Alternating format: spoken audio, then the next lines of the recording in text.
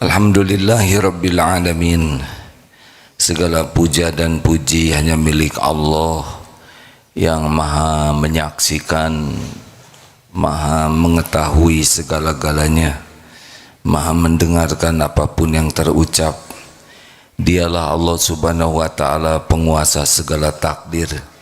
Tidak ada yang bisa terjadi tanpa izin Allah. Walaupun bergabung jin dan manusia menghendaki, tapi kalau Allah tidak menghendaki tidak pernah terjadi. Allahumma salli ala sayyidina Muhammadin wa ala alihi wa ashabihi ajma'in. Sukses yang asli itu apa? Sukses yang asli itu masuk ke dalam surga. Tidak ada artinya di dunia kaya, berpangkat, jabatan, populer, cakep, kalau di akhirat jadi ahli neraka. Benar? Jadi sukses yang sebenar-benarnya adalah jadi ahli surga. Di dunia ini sukses bahagia itu disebut apa kemarin? Hayatan thayyibah. Orang yang hidupnya sukses di dunia namanya hayatan thayyibah, kehidupan yang baik.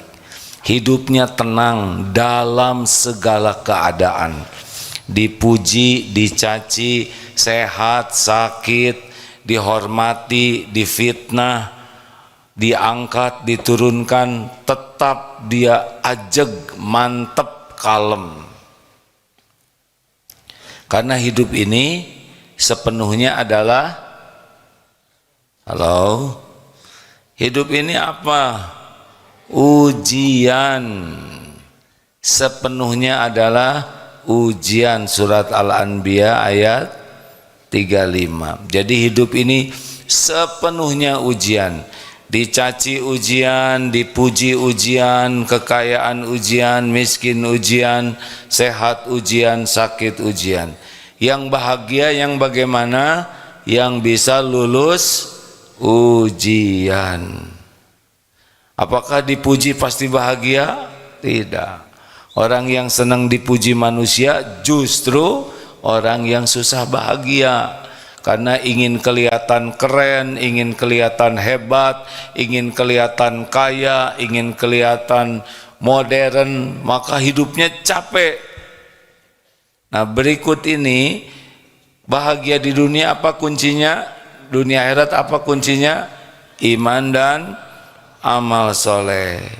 Jadi kalau orang kurang bahagia artinya apa? Kurang iman dan kurang amal soleh. Pupuk iman apa? Ilmu. Pemandu amal apa? Ilmu. Kalau orang tidak belajar agama, dipastikan imannya akan kurang. Kalau imannya kurang berarti dia tidak akan tenang dalam hidupnya. Karena ala bizikrillah tatmainnul qulub. Camkan, hanya dengan ingat Allah hatimu akan tentram. Ingat keselain Allah, kalau tidak segera kembali ke Allah pasti tidak akan membuat bahagia. Ini rumus dasar, ini penting sekali. Setiap perbuatan akan kembali ke siapa? Kepada sendirinya. Kalau kita berbuat baik, siapa yang paling beruntung? Jawab, diri sendiri. Perlukah kita menunggu orang lain berterima kasih? Perlukah kita menunggu orang lain balas budi? Oh, tidak ada perlunya.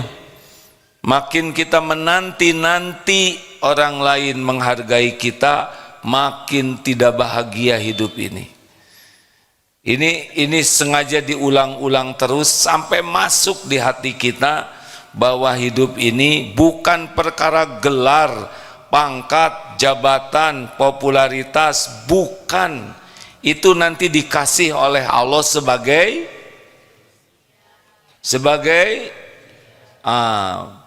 apakah punya harta banyak sebagai tanda sukses? Bukan sama sekali. Penjahat juga banyak yang dikasih harta banyak. Apakah punya jabatan tinggi sebagai tanda kesuksesan? Bukan, sama sekali bukan. Itu sebagai tanda beratnya ujian. Jadi di Indonesia ini yang ujiannya berat kalau punya jabatan siapa? Presiden. Jabatannya maksimal 10 tahun, tapi nanti di akhiratnya dituntut luar biasa.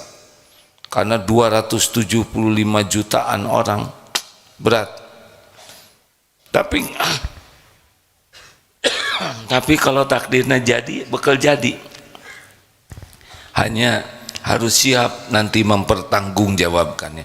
Ini adik-adik ya, adik-adik ini ciptaan Allah semuanya.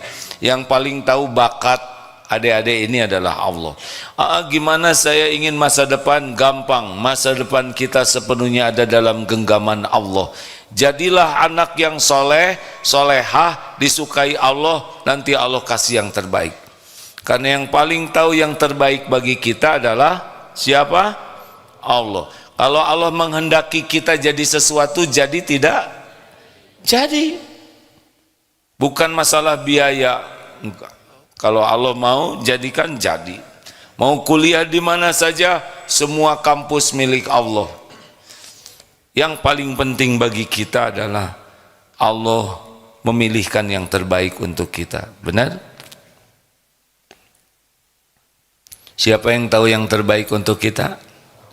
Nah, ilmu yang dipelajari dengan ikhlas dan berusaha diamalkan, itulah yang menguatkan iman.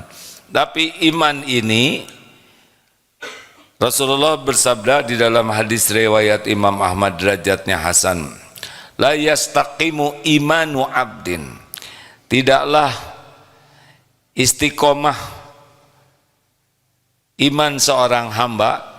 Iman kita turun naik, tapi yang salah satu yang menentukannya adalah suasana hati. La yastaqimu imanu abdin hatta yastaqima qalbuhu, tidaklah istiqomah iman hingga istiqomah hatinya. La yastaqimu qalbuhu hatta yastaqima lisanu. Nah, lihat dari sini nih adik-adik. Jadi hidup bisa mulia, bahagia, iman turun naik, di antara kuncinya adalah jaga lisan. Pilihannya ada berapa? Bicara ini hanya dua. Falyaqul khairan aw liyasmut, berkata baik atau diam. Jadi kita tidak punya pilihan yang lain. Kalau mau bicara ingin aman, falyaqul khairan aw liyasmut, berkata baik. Kalau kita tidak bisa berkata baik, diam. Di bawah ini adalah sia-sia, di bawahnya lagi maksiat. Yang dua bawah ini akan menghinakan dan mencelakakan kita. Apa bicara baik? Bicara baik yang paling intinya ada dua bicara baik, yaitu zikrullah dan amar ma'ruf nahi mungkar. Bicara baik itu ingat kepada Allah, apakah zikrullah, apakah baca Quran, pokoknya apapun yang menyebut nama Allah, mengingat Allah, itu adalah perkataan baik.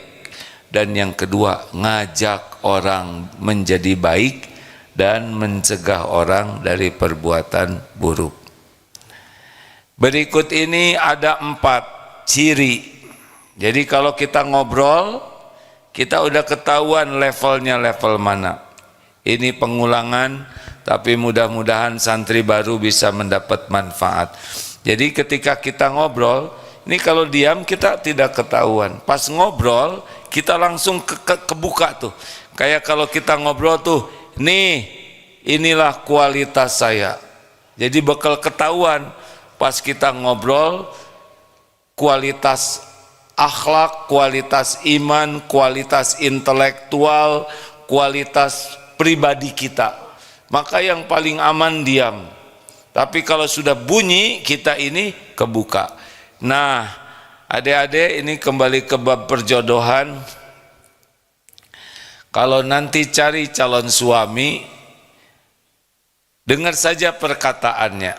Ciri orang yang berkualitas tinggi, ya, ini orang yang paling bagus, yaitu kalau bicara ada cirinya. Yang pertama, dia akan banyak menyebut nama Allah. Apapun yang diobrolkan mesti kembalinya ke Allah, zikrullah. Yang kedua, kalau bicara ilmunya manfaat. Jadi kalau dengar orang ini bicara, kita dapat ilmu yang manfaat. 3, ketika bicara, karena bicaranya itu pakai hati kita pun akan tergugah. Kalau ilmu manfaat konsumsi akal pikiran, tapi karena bicaranya ikhlas, maka hati kita akan tersentuh, tergugah. Jadi kita pun tergerak untuk berbuat baik. Dan yang keempat, solusi. Jadi kalau ngobrol apapun, tidak hanya mempermasalahkan masalah, tetapi solusi.